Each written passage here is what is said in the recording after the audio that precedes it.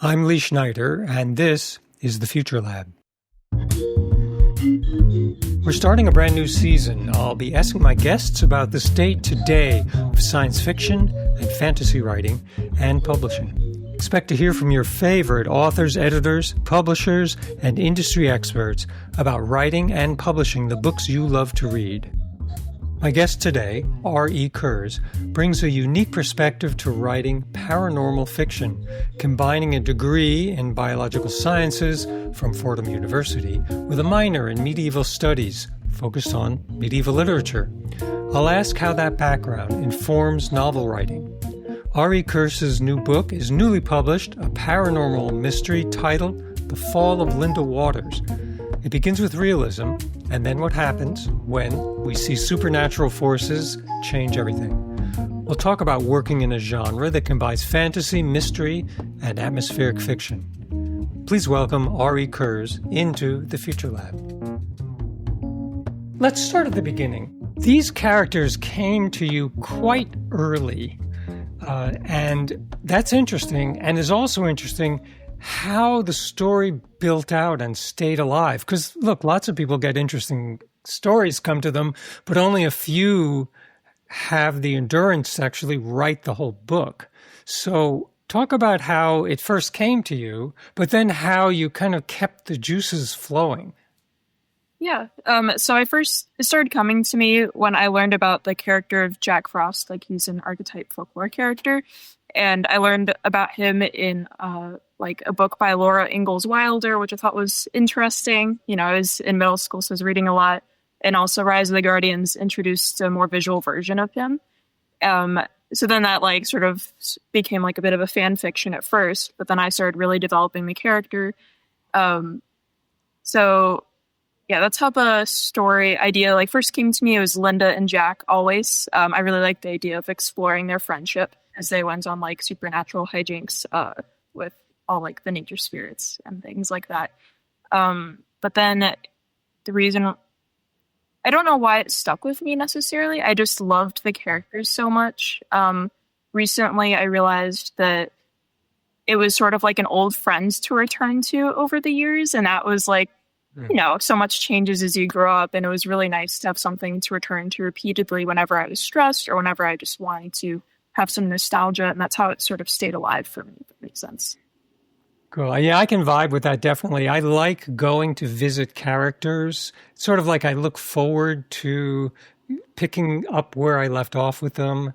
But it is a marathon. There's an old expression about making movies that it's like a stagecoach ride across the early American West, and there will only be a few survivors. I don't necessarily feel like that, but I'm curious to know also, now this was a 12-year process, let's call it more than a decade. Yeah. How has writing changed for you? Your process, the way you work with things, everything really, how has it changed? It's changed drastically. I know my style of writing has changed. There was a point during one of my many revision processes where the beginning of the book looked extremely different from the end in tone and vibes and every way. But the process changed a lot, especially for me when I was in college, because I didn't take any creative writing courses. I went to Fordham University, so it was a very robust core curriculum, so I didn't have that much time to explore, but I did take a lot of medieval literature courses. And my professor at the time, he really had us dive into analytical approaches, and I really enjoyed that. So that sort of in turn affected how I approached and viewed my own creative story. It wasn't just for fun anymore in some ways. It was I was literally analyzing it as I was writing it and trying to understand, what the structure meant, as well as what the meaning of each character, dialogue, inner dialogue, monologues, etc. So I definitely started to change my thinking in that way. Yeah, you definitely get a sense, one does, of this is dialogue, this is inner dialogue, this is the description. Whereas a reader, it might be all of a flow. Yeah. How did your physical process change? Have you always been writing by hand? Have you switched to fancy schmancy computers, or none of the above? that's changed as well. I had a few dedicated notebooks when I was younger. I filled almost an entire one entire notebook when I was a kid, and then I started like branching out. But as I started going to like college, a lot, like you're on the move all the time. Like it's not the same. You can't just sit at home after school and write. So I started writing a lot, like in the Notes app on my phone or Google Docs on my phone, whatever was available, or on my computer. And it really just became whatever modality was easiest to keep that story alive. So that's the biggest difference. It's whatever. It's usually ending up being like whatever I have on hand. Sometimes I'll still write on napkins if that's like what's most easily available. So. Yes, I kind of like that part of the process, and I have notes on every kind of media that you can think of. I have notes in a computer, I have notes verbally, I have notes in notebooks. I use everything. I was going to say, ideas don't stop.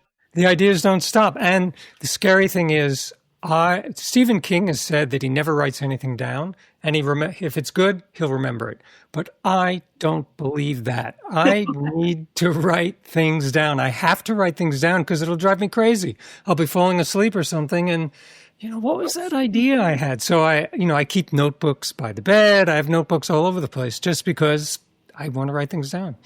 Yeah. So let's talk about the external process a little. We all finish a first draft, and we may call it a first draft, but we know there's a lot of work to be done. Who helps you shape the next level of the book? I'd say a combination of like some friends. My mom has read my book a lot over the years. Like she has the patience of a saint at this point. And time also helps. Like after I finish a draft, or I just am getting tired of looking at it, I'll just walk away. Sometimes for like a week, or sometimes more. I've taken breaks from it for months. It was like a decade long process. But yeah, usually my mom is the biggest supporter, and then I've had some friends who've been interested here and there over the years too. So it's a community effort in some ways. Mm-hmm. Do you find it hard to listen to people? Are you open? What's your attitude? I try to be as open as possible.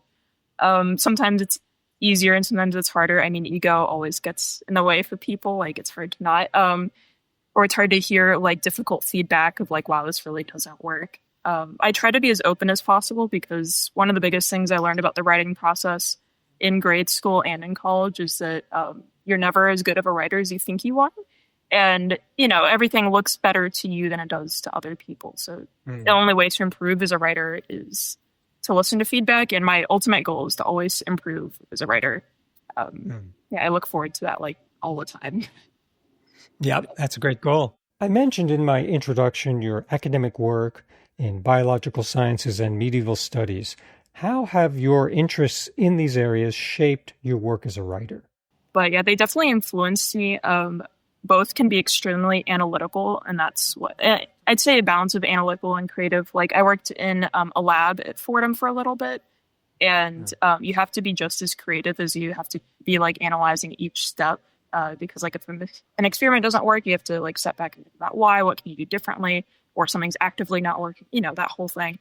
But also like I really love nature, and that was like a big reason why I pursued biology. And so that definitely informed my book with Jack Frost, all the plants and like nature spirits, as I call them, and Mother Nature. So that was a massive influence. Like you can see it in most of the words on the page. I spend a lot of time talking about how pretty the leaves are. And medieval literature had a big influence for different reasons. Sometimes I picked up on the medieval styles of like the way things were written. I just thought it was fascinating to see like how literature was approached from a different time.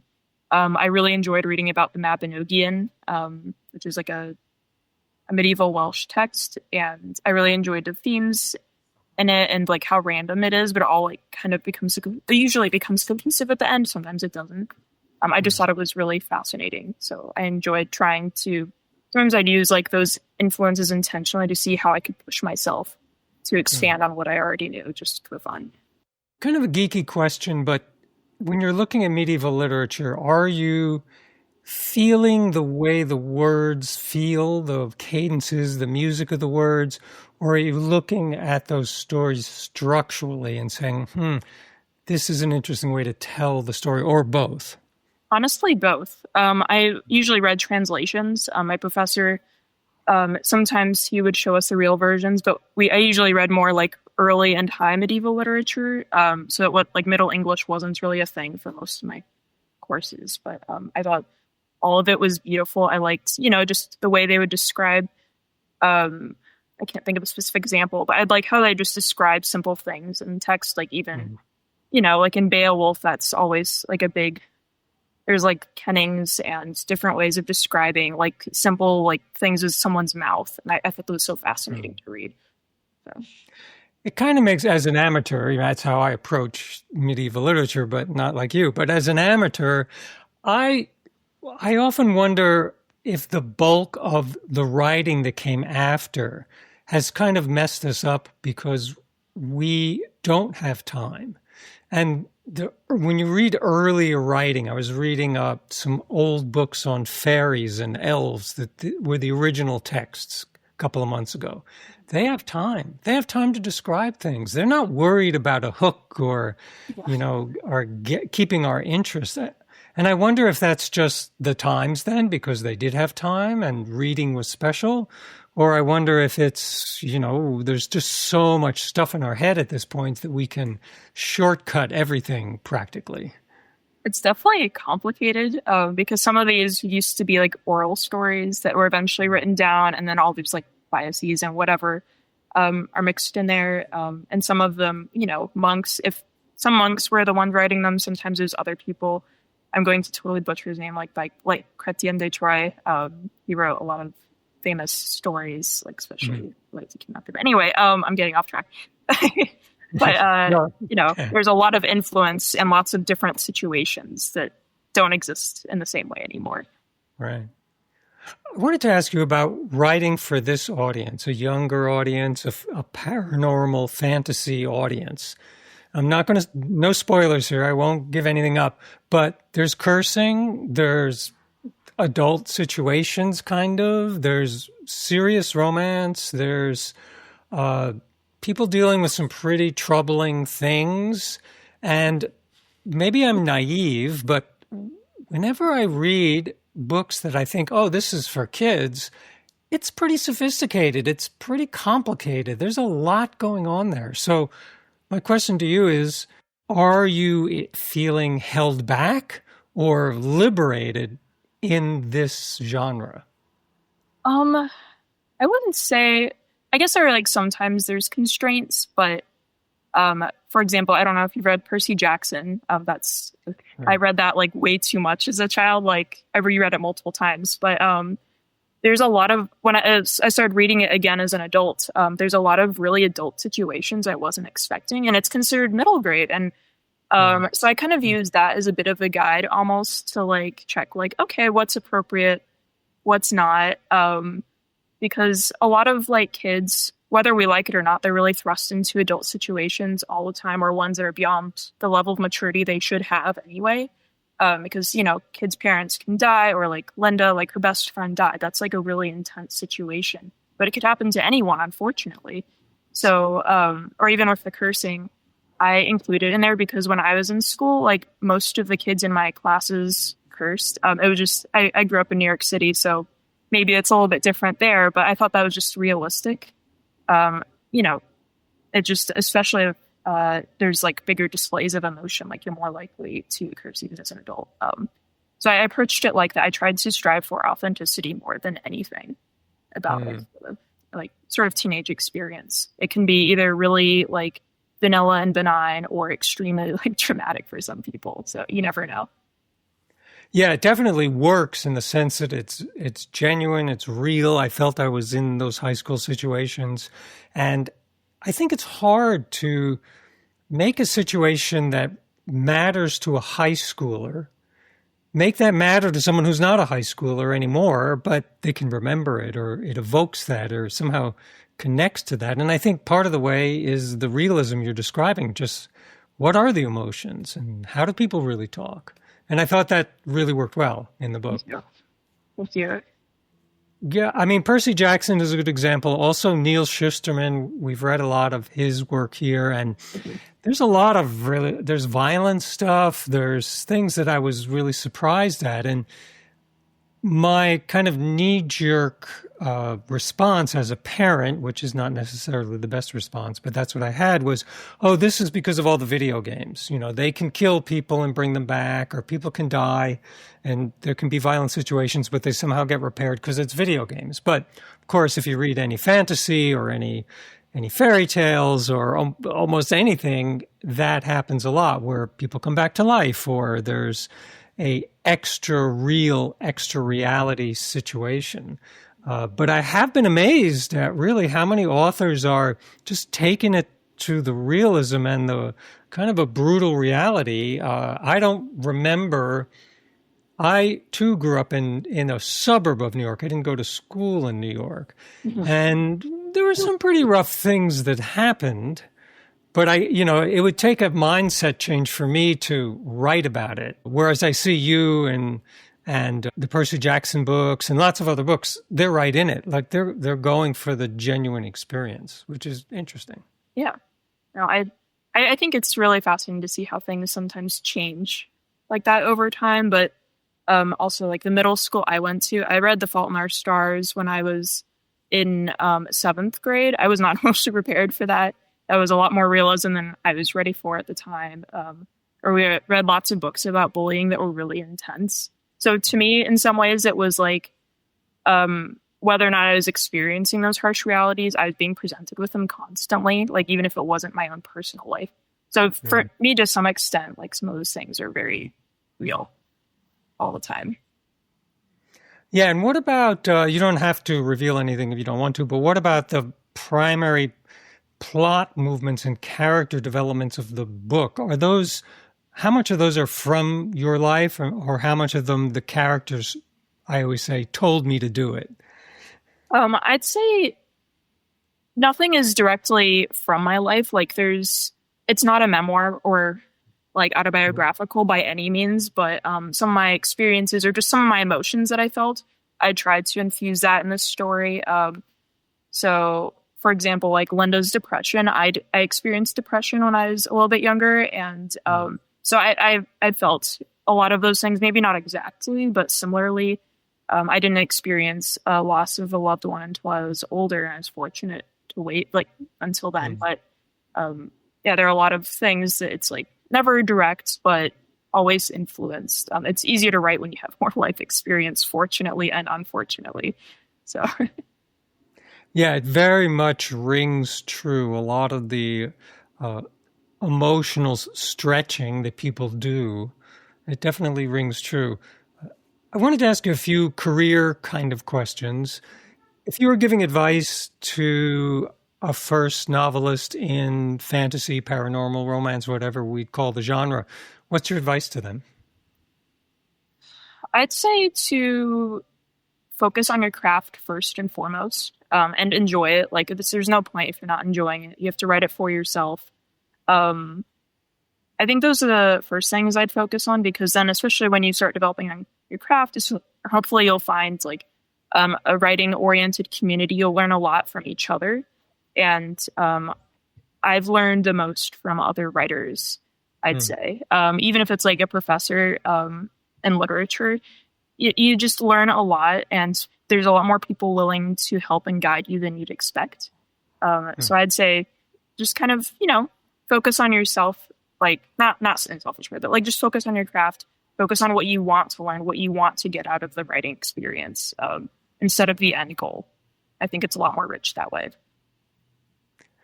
Yes, I think that's very good advice. So the book just came out as we're recording this. So we don't have a lot of runway here, but I'm curious what you anticipate will be the way that you build an audience for this book. Yeah, it did just come up. I plan to continue posting more on social media, just because I've met like some really great people online so far, and I'm hoping to continue that. And I'm hoping to do like outreach to local bookstores or libraries. Because those are definitely the backbone of like the book community at large, like writers, readers, etc. So I hope to expand more in that direction. But it's still obviously in the works. Sure. Well, it's always evolving. I mean, we all have to experiment. There's no sure thing, I don't think. We have to just make it up as we go along or get good advice. Yeah. If you could have written any book at any time, what book would you pick? If I would write any book? If you could write it, if you know, it's a book that's already out. If you say, "Oh, I wish I wrote that," what book would it be? That's a hard one. I don't know. This might just sound really nerdy, but I really like reading other people's works because there's so much to learn. So I don't know. There's a lot of books I aspire to the level of that I could answer about that. I don't know if there's any that I could like, oh, I specifically wrote that, if that makes sense. Yeah, maybe what books have really, we've talked about this a little bit like with the Rick Riordan series, but are there other books that you may keep on the shelf and occasionally look at or be influenced by? Yeah, one of them is definitely The Fellowship of the Ring by Tolkien. He was a huge influence in me starting to write. Like I read The Lord of the Rings in 6th grade, and I just was hooked literally ever since. Another book I read in the past couple of years is I have it right here. The Witches of New York by Amy McKay. I really loved that novel. I still think about it a lot and like the implications of it and everything like that. I think those are my two, other than like Percy Jackson, was like my top favorites. I have a lot of others, but I always like think about those. And of course, you know, anything from medieval literature, I still think about that, even though I'm not in school anymore. Any author you'd love to meet, living or dead, anyone at all? Rick Riordan, hands down. Dream come true. Right, cool, yeah. So I'm curious what your workspace looks like, where you do the writing.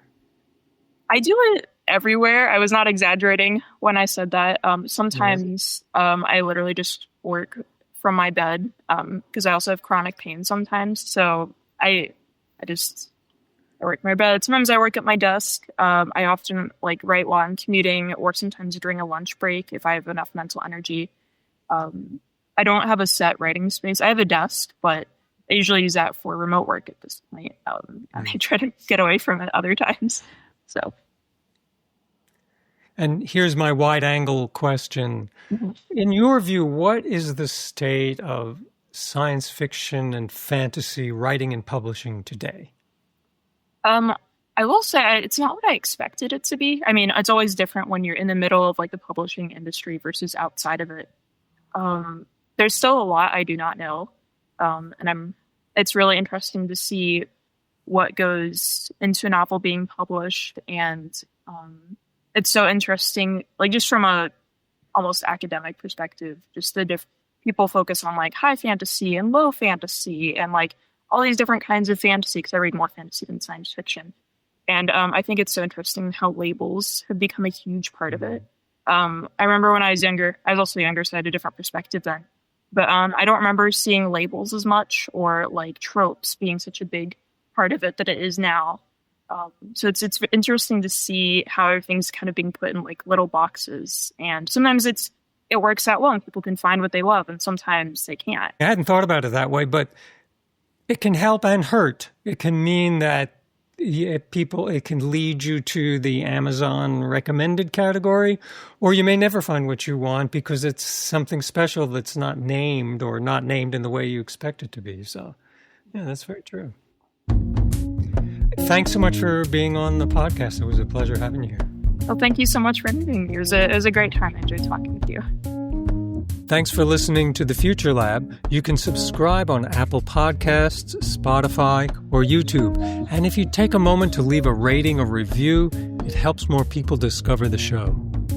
For more of my work, you can sign up for my newsletter, 500 Words, or visit leeschneiderbooks.com to explore my books. I'm Lee Schneider. I'll see you next time inside The Future Lab.